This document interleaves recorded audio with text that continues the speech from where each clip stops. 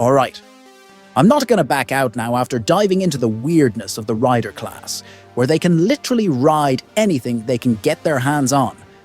And berserkers, where some aren't even that berserk. So, naturally, let's move on to the class known for its untruthfulness. I mean, it's so notorious for bending the truth that even people who've never touched the Fate series know that this class is full of people who love to chuck stuff around. Yep, you know who I'm talking about. The Archer class. As Rin famously says, the Archer class is really made up of archers. Well, Rin, that's not entirely true. Technically, there's some truth to it, but only like a sliver if you squint really hard. Now, don't get me wrong. I actually love the creativity here. It's one of those standout quirks that makes the Holy Grail war battles super fun to watch. But as fun as it is, when it reaches FGO levels of absurdity, it starts to get a bit hard to digest. Let's start by breaking down what an archer really should be. Like, if we take the literal definition, according to the Oxford Dictionary, an archer is a person who shoots with a bow and arrows, especially at a target for sport. Examples: archers shoot 30 arrows each at the target. Synonym: bowman. Now, after knowing that, I can't help but laugh. And I know you guys will too. So, based on that definition, let's look at the actual archers who fit the bill and really use a bow and arrow. As far as I can tell, the one who really looks, acts, and feels like an archer is Arash Kamangir. This guy actually fights with a bow and arrow, specializes in long-range combat, is agile, has a legit legend around archery, and his noble phantasm is literally just shooting an arrow with so much force that he dies in the process. That's it. But here's where things get interesting. The magic of Fate kicks in when the developers start playing around with the concept of Archer. I've come to realize that the concept of Archer has shifted. Basically, it's just become the class of things thrown at you. Like I mentioned earlier, Arash is hands down the most archer of all archers, mainly because he actually uses a bow and arrow. Even though I just said that, there are still some people who stick firmly to the true meaning of archer and only use a bow and arrow as their weapon. We've got Urieli, Arjuna, Atalante, and Chiron. Each one of them genuinely uses a bow and arrow, though each has their own unique spin on it. It's quite funny though, because I feel like each of them is like a different flavor of Arash. Urieli. She's an archer with a charming, love-based vibe. Arjuna, a classic archer, but with a side of Rasengan. Atalante, she's got some berserker seasoning going on. And Chiron, the dude's an archer, but he's also a boxing expert. Talk about versatility. But as creative as these archers are, some of them get downright absurd. Take Gilgamesh, the ultimate example of the archer class just tossing the concept of archery out the window. This guy's the poster child for the question, are archers even really archers? Gilgamesh literally has access to every weapon in existence, and he's shown off weapons that are iconic to other heroes, like Fergus's Caladbolg and Sigurd's Gram. And yeah, not a single one of those is a bow and arrow. Instead, he just hurls all of these legendary weapons at his enemies through a bunch of portals. Even his concept of archery doesn't involve a weapon. It's literally just throwing stuff at people with enough speed to make it hurt. And let's not even get started on his noble phantasm. It's not even close to a bow and arrow. EA is called the Sword of Rupture. Yeah, Gilgamesh himself calls it a sword. Does it look like a sword? Not exactly. Does it shoot things? Kinda. It's just this crazy weapon that can basically crack open the world. Talking about Gilgamesh tossing anything he can find at his enemies, there's no way we can skip over Shiro, who somehow also fits into the archer class, but with his own, let's say, versatile style. Sure, he's shown with some archery skills in a few of his fights, and he was even in his high school's archery club back in the day, so it's at least somewhat fitting. But honestly, his archery abilities are just a tiny piece of what he can actually do.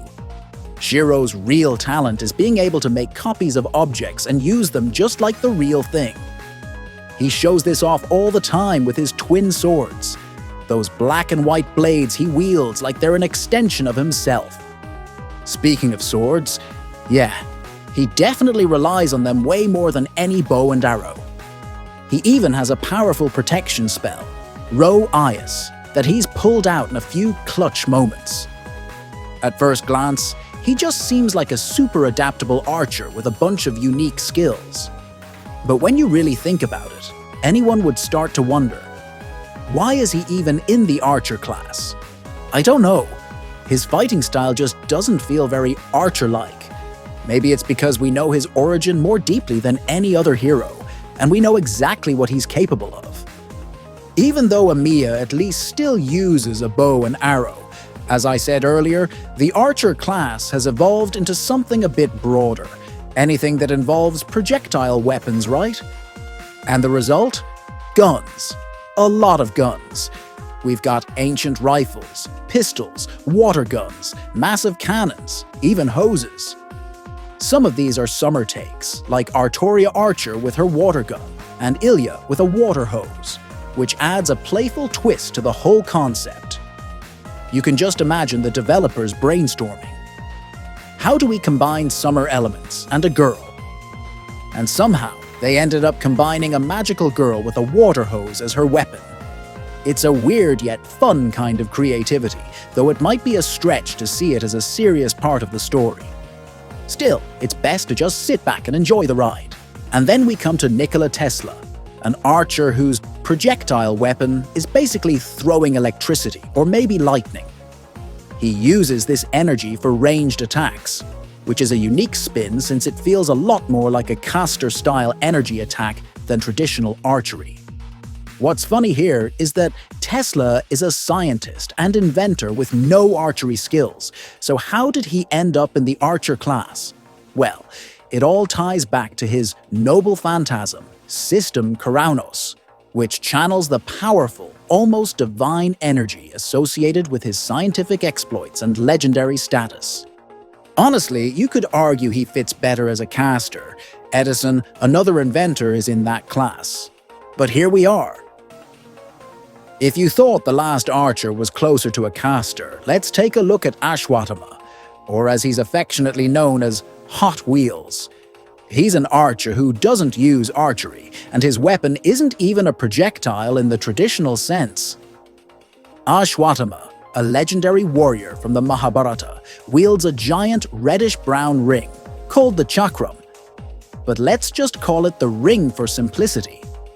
Despite being classified as an archer, he's actually a full-on melee fighter. He throws his ring at enemies, smashes it down on them, kicks, charges up close, and generally fights like a raging berserker. But he's still, somehow, an archer. The only archer-like element he has is when he hurls the ring at enemies in his noble phantasm, or throws some spikes from the ring. Other than that, he's all about close combat. Honestly, if you put Ashwatthama next to someone like Arjuna Alter, most people would probably assume he's a berserker. Ashwatthama's style really pushes the boundaries of the archer class. Now, I know the Chakram is traditionally a thrown weapon from India, but when it comes to how Hot Wheels uses this weapon, he barely throws it at all. Those were weird examples, right? Creative and fun, but yeah, a little nonsensical. But this one, even among all the exclusive summer servants, this one just doesn't make sense at all. Summer Jan, she's a saint on vacation at the beach, who wants to act like a reliable big sis. Now, with how wild Artoria and Ilya's summer archer concept are, you'd think we'd get some kind of toy gun, or a water-related weapon for Jan, right? Well, guess again. Not a weapon. Nope, it's a dolphin. That's right, a dolphin. She meets a dolphin named Reese, and that dolphin starts following her everywhere. She then trains her dolphin as a dolphin trainer, literally her only reason for being an archer. Don't even try digging deeper into that summer lore. It'll just make your head hurt. Anyway, she's literally using Reese to fight her enemies. Sure, she also has this loop thing that she uses to train the dolphin. It basically turns into a laser, and she even uses it to slap enemies around a bit, but the highlight is she straight up has her dolphin charge at enemies. Seriously, at this point, you gotta wonder how the developers can think about this. And her noble phantasm doesn't help either. It's so over the top, with a swarm of dolphins attacking her enemies from all directions, ending with a massive whale that just smashes down on them. That was, in my opinion, the farthest stretch from the concept of an archer. Of course, there are still a few other characters that make you scratch your head, like Fujino, who somehow ended up in the archer class, or Ptolemaios, who's only considered an archer when he uses his noble phantasm. But honestly, when you compare those to Summer Jan, who literally throws a dolphin at her enemies, they seem perfectly normal in comparison. With that, I guess I'll see you guys next time. Don't forget to subscribe.